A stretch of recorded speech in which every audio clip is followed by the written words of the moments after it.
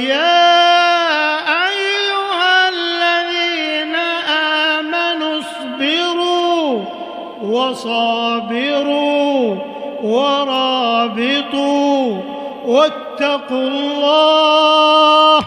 يا أيها الذين آمنوا اصبروا وصابروا ورابطوا واتقوا الله لعلكم تفلحون.